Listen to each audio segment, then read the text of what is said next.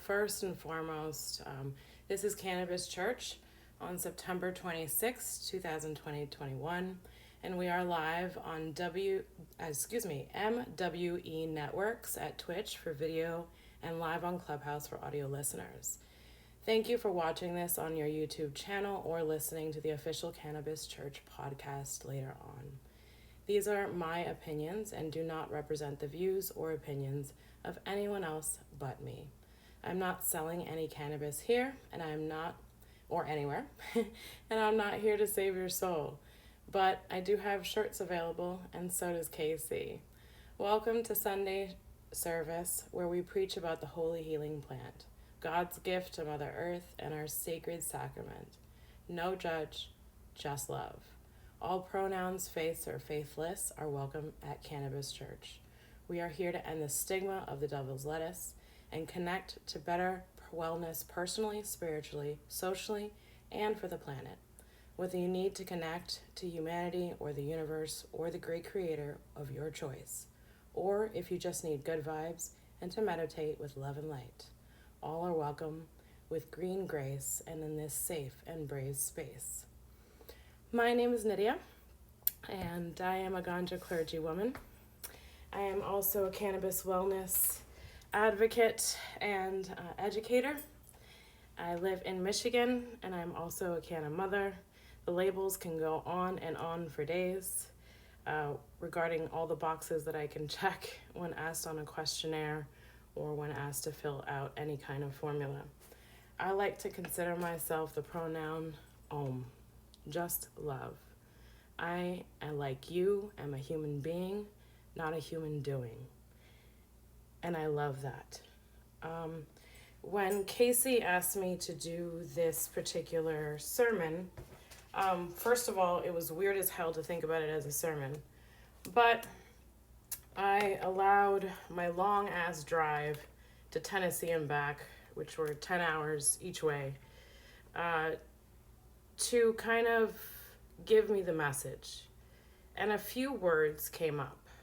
Besides self-acceptance through spirituality and ceremony, other words came up like self-authority and self-sovereignty. And what does that mean? In the cannabis industry, we have a lot of dialogues and a lot of narratives. Is it social equity that we're seeking for? Is it systemic equity that we're seeking? These are hard conversations to have. But instead of having these outward conversations, let's have conversations about self. One of the most difficult conversations to have. It's one of the most difficult conversations I've ever had with myself. And that's why I decided to share it with you today. So, according to the Merriam-Webster Dictionary, self is defined as three different things. It's defined as the total, essential, or particular being of a person or individual. What the hell does that mean? The second definition is individuality. What makes you different than everybody else? What makes you individual? And the third is ego. Consciousness of being or identity. Then when we look, so first of all, the first question is to ask, do we even fucking agree with that definition? That is the very first question to ask. My identification has no longer become with the ego. It's become with this universal concept of love. From one day, it could be this pink cloud of dust that walks through the woods and blesses the trees and communicates with the mycelium complex and listens to the trees, and or it could be this person that just lets go of everything else and decides to dance in the middle of the street because there's an art installation that allows you to become an angel. And so you do that in front of all of these people and you just let go. So is the definition of self, what is the definition for self for you, I guess would be my first question. Because I don't agree with that. Myself is Myself is a combination of the subconscious, of the conscious, of the observer, and the thinker, of all that I possibly can be and all that I am not currently. So then we look up other words like authority and sovereignty. Authority has, let's go back. Self-acceptance, was the first word that came to me, and that's defined as the act or state of understanding and recognizing one's own abilities and limitations. That's the definition of self-acceptance. Acceptance alone is defined as the act or process of accepting, the state of being accepted or accepted. It's a favorable reception or approval. So when you define yourself, do you have a favorable reception or approval of yourself?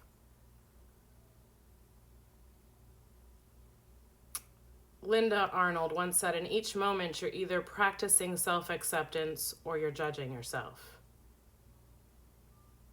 And that's true whether you're criticizing someone else's work, whether you're criticizing someone else, whether it's how they dress, whether it's how they run their business, whether it's how they breathe, whatever, how they eat. Those questions came up. So then when I look at self-authority, it's the power to, or just authority, the power to give orders, to make decisions or enforce obedience.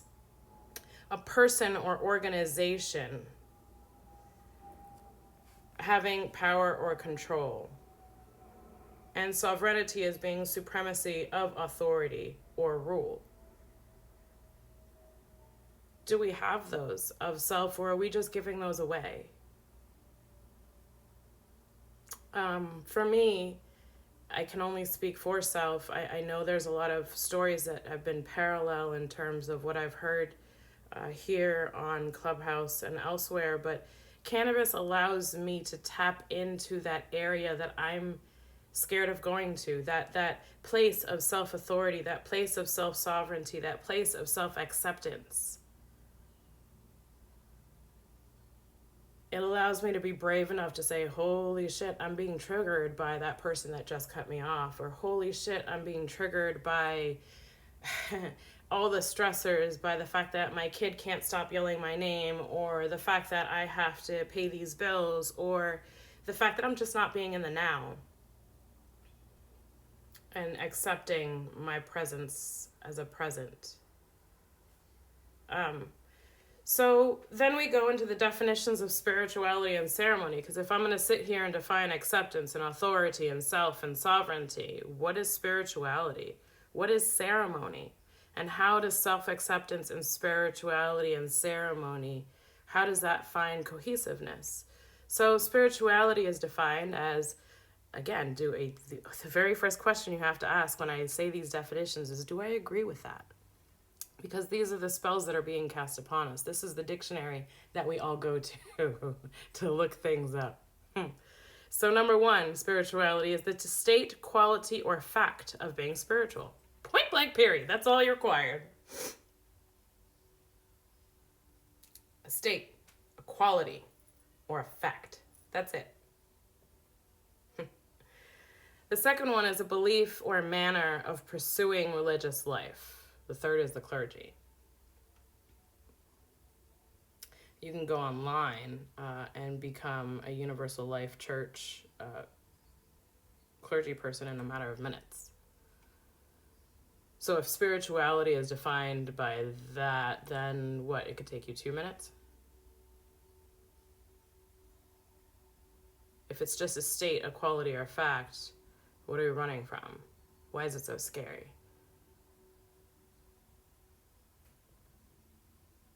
So the other way that it's been defined, or reformation, is to recover the origin shape of man. So the origin of the word spirituality is in the word reformation, or recovering the shape of man. It's the belief in supernatural. It's personal growth. It's a quest for ultimate or sacred meaning. It's a religious experience or an encounter with one's own inner dimension. Ceremony is defined as an act or series of acts performed according to tradition or prescribed from. It's performed in grand formal events or occasions. Beauty is the essential core of ceremony. So is it not ceremony? Is it not spiritual to bathe oneself? That's an encounter with one's own inner self. To anoint oneself with oils as you lotion yourself. Is it not ceremony or a grand formal occasion when you take some time to yourself, whether it be in nature?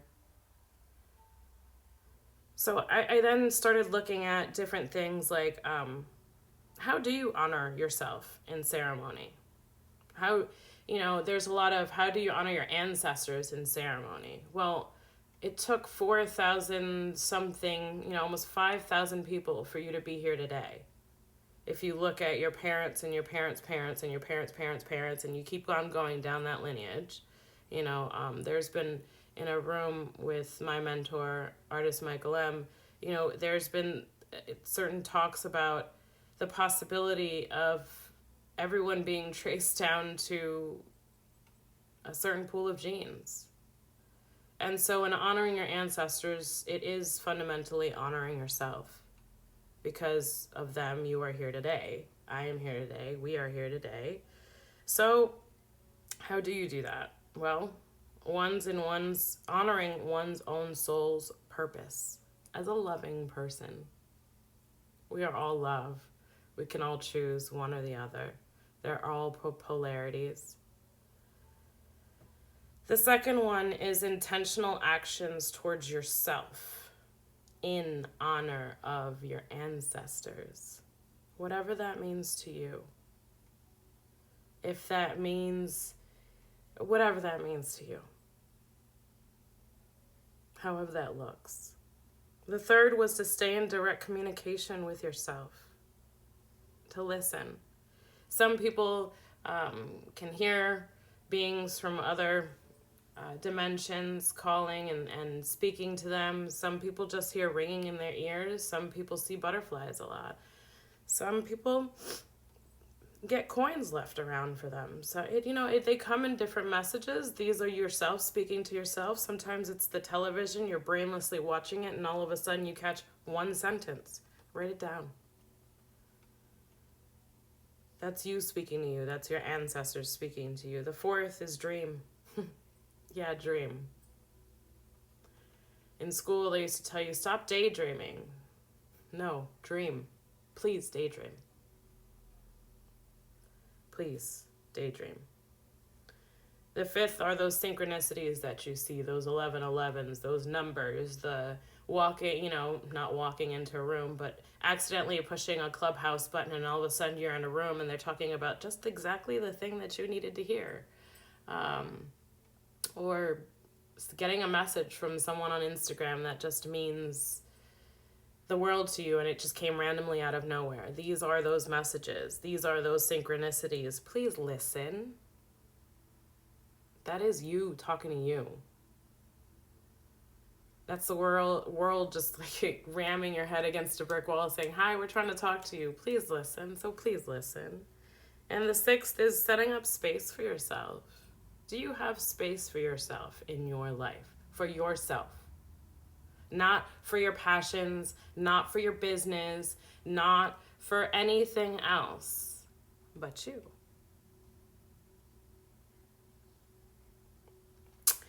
So there's a few things that came up. There's from the Cannabis and Spirituality, written by Stephen Gray. There's a particular chapter in it called Who Is She? And it highlights Kathleen Harrison, who's an experienced Sacramental medicine elder. But she's, quote, saying, A plant species may have chosen the human species as its partner in survival, migration, and reproduction, or humans may have selected the plant species based on one or more of its special qualities. Either way, we can explore the mutual utility of a long, cooperative relationship. Cannabis allows us to tap into sections of us, allows us to heal one another as a community, allows us to pave a yellow brick road. And there's opportunity for all of us. There's opportunity for the caregiver market. There's opportunity for the commercial market. There's plenty to go around. But we must be seen as shepherds of this plant and students of this plant, and not masters of this plant. We must learn to humble ourselves and continue to learn as she teaches us, because she's been around for much longer than we have, and she has much more to teach us. In case you doubt the spirituality and ceremony around this plant, on page 71, starting on page 70 and leading to 71 of The Emperor Wears No Clothes, in Shintoism, cannabis was used for the binding together of married couples to drive away evil spirits and was thought to create laughter and happiness in marriage. In Hinduism, Krishna states, "I am the healing herb," while the Mangarat Brahma, 5th canto, describes hashish in explicitly sexual terms. In Buddhism, the Buddha himself used and ate. In Zoroastrians, the word magic is generally derived from that word, magi. Okay? And these were the wise men who attended the birth of Christ. The Essenes in ancient Israel used hemp medicinally, as did the Therapeutae from Egypt. They were disciples or in the brotherhood with priests and the magicians of the Zoroastrians. It was used with the early Jews in Holy Sabbat, the Temple of Solomon, and inhaled incense burners that were filled with what they called at that time cannabisum. The Sufis of Islam, mystical priests who have taught, used, and extolled cannabis for divine revelation and insight and oneness with Allah for the last 1,000 years. The Coptic Christians in Ezekiel 34:29, "I will raise up for them the plant of renown, and they shall be no more consumed with hunger in the land, neither bear the shame of the heathen any more." And the biblical secret incenses and the sweet incenses, anointing oils, were from cannabis. The Bantus from the Daga cults, which restricted cannabis use to the ruling men, but found it indispensable as medication for cramps, epilepsy, and gout, and as a religious sacrament. The Rastafarians, who use the sacred sacrament to communicate with God, or Jah. The bottom line is this plant ties us all together. For at least since the 27th century BC, it unites and incorporates many cultures and many religions. So it's not she belongs to us, we belong to her. Just as we belong to the earth and everything else that is around us. And it is not what I'm asking you to do is to worship a plant. I'm asking you to surrender yourself to yourself. In church, there comes that point where they're like, "Oh, give your life to Jesus and do that." No. Please, don't give your life to anybody else. Give your life to you. Make space for you.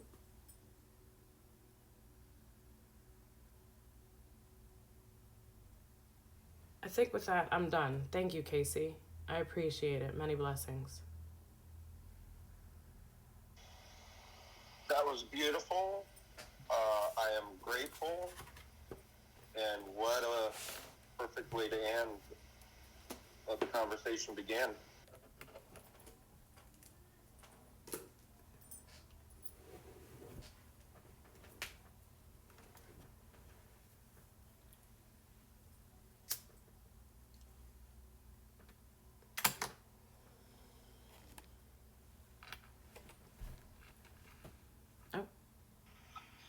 raise your hand if you want to come up You gotta and get on enjoy Clubhouse each other's so company you and can listen. conversation wherever it goes for as long This as is it gonna goes. be a good conversation.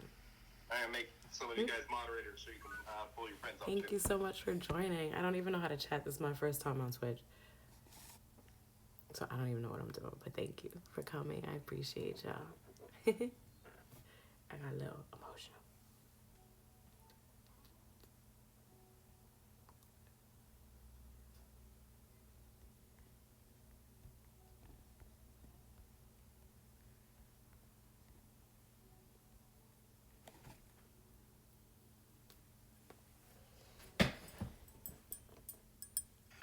Surrender yourself to self.